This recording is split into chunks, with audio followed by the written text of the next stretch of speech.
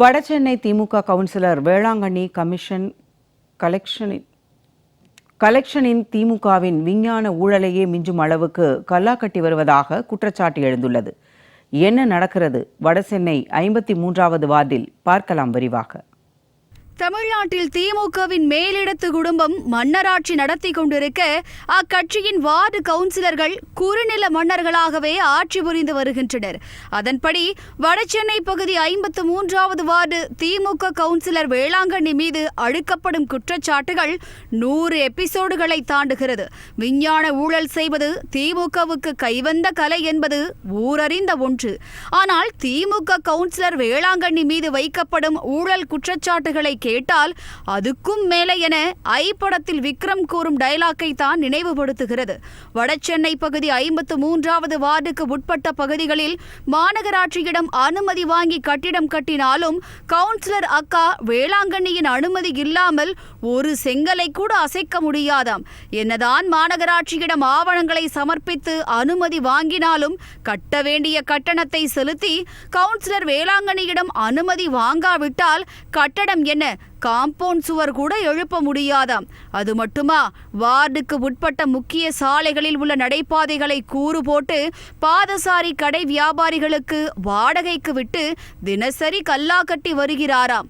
வடிவேலு படத்தில் உங்கள் சொத்து என எழுதப்பட்ட அரசு பேருந்தை ஒருவர் விலை பேசும் கதையாக உள்ளது திமுக கவுன்சிலரின் வாடகை விவகாரம். அது மட்டுமா, கழிப்பிடம் கான்ட்ராக்ட், பார்க்கிங் கான்ட்ராக்ட், சாலை அமைப்பது, குடிநீர் விநியோகம் என 53வது வார்டுக்கு உட்பட்ட பகுதியில் மாநகராட்சி ஒப்பந்த பணிகளில் கமிஷன் என்ற பெயரில் தனி கள்ளா நிரம்பி ஒழுகிறதாம். இந்த கவுன்சிலர் இப்பன்றதில்ல, போன வாட்டி இந்த நடப்பாதை மேலே காசு வாங்குறது, பேசின் பிரிட்ஜி மேலே வந்து காசு வாங்குறது, எல்லா இடத்துல நடப்பாதை இந்த சைடு இருக்கிற அத்தனை கடையும் காசு வாங்குறது தான் அவங்களுக்கு வேலை. வேறு எந்த வேலையும் இல்லை.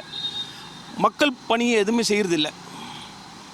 அதுக்கு நம்ம போய் சொன்னால் கூட எங்களுக்கு ஆளுங்கட்சி நாங்கள் சொல்கிறது தான் செய்வோம், நீங்களே எங்ககிட்ட வந்துலாம் முறையிடக்கூடாது ஆனால் தொடர்ந்து இதே தான் சொல்கிறாங்க அவங்க.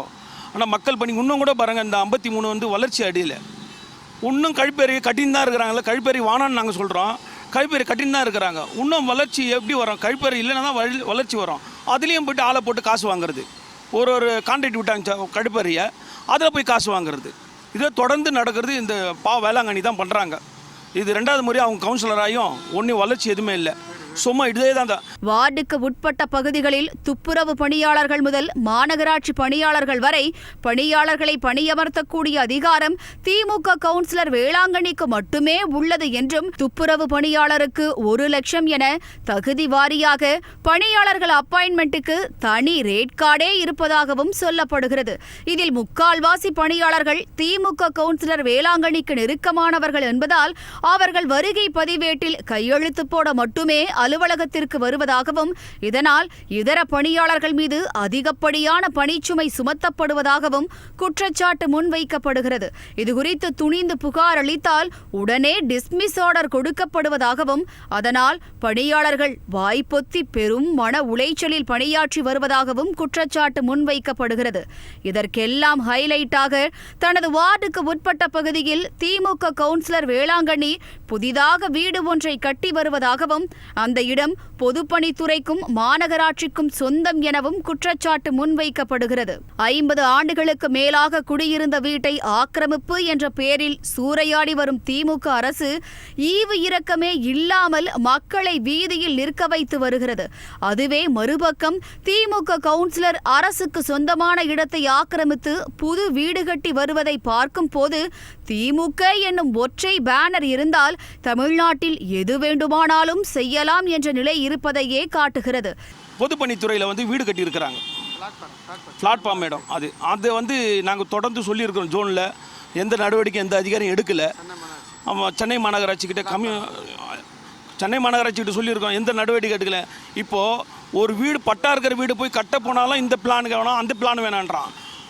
நடுரோடு எடுத்த இது 10 அடி அகற்ற சொல்லி மாநகராட்சி கொடுத்துச்சு. ஆனால் இன்னும் அதை பற்றி விரிவாக்கப்படுத்தலை. ஏன் பண்ணலை நாங்கள் கேட்டோம், எந்த பதிலும் சொல்லலை. இது தொடர்ந்து இது ஒரு 15 நாளாக அந்த பில்லரே போட்டாங்க.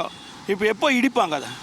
இதற்கெல்லாம் உச்சமாக திமுக கவுன்சிலரான வேளாங்கண்ணியின் மகன், மகள்கள், மருமகன்கள், மருமகள், பேரன் என மொத்தம் 8 பேர் சென்னை மாநகராட்சியில் பணியமர்த்தப்பட்டு வேலையே செய்யாமல் ஓசியில் சம்பளம் வாங்குவதாகவும், இந்த சம்பளம் மட்டும் மாதம் 2 லட்சத்தை தாண்டும் என்றும் கூறப்படுகிறது. இதனால் ஒரு பக்கம் மாநகராட்சியின் பணிகள் முடங்குவதோடு முற்றிலும் வளர்ச்சியே இல்லாமல் ஒட்டுமொத்தமாக முடங்கி கிடப்பதாகவும் குற்றச்சாட்டு எழுந்துள்ளது.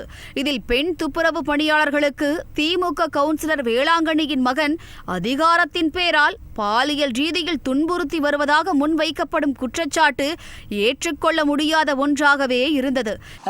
இந்த 53 டிவிஷனை பொறுத்த வரைக்கும் பார்த்தீங்கன்னா பல்வேறு முறைகேடுகள் தொடர்ச்சியாக நடந்துகிட்டே இருக்குது. அதுலேயும் குறிப்பாக பார்த்தீங்கன்னா மாமன்ற உறுப்பினர் சம்பவமாக நம்ம நிறைய சொல்ல முடியும். குறிப்பாக பார்த்தீங்கன்னா துப்புரவுத்துறையில் பார்த்தீங்கன்னா கிட்டத்தட்ட 53 டிவிஷனில் மட்டும் 153 பேர் வேலை செய்கிறாங்க. அதில் நிரந்தர பணியாளரும் இருக்காங்க, எண்ணிலும் ஸ்டாஃபாக இருக்காங்க.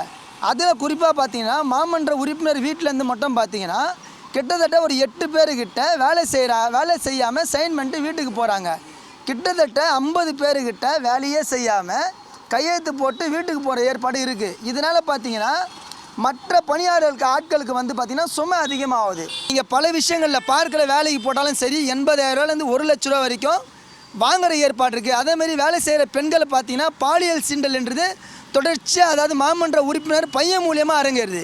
இதை வேலை செய்கிறவங்க என்ன பண்ணுறாங்கன்னா வெளியே சொல்கிறதுக்கு பயந்துக்குன்னு வெளியே சொல்ல மாட்டாங்க. ஏன்னா வேலை போய்டும், 1 லட்ச ரூபா கொடுத்து வேலைக்கு சேர்ந்துக்கிறோம், இதை விஷயத்தை வெளியே சொன்னால் வேலை போய்டுன்ற பயத்தில் வெளியே சொல்ல மாட்டாங்க.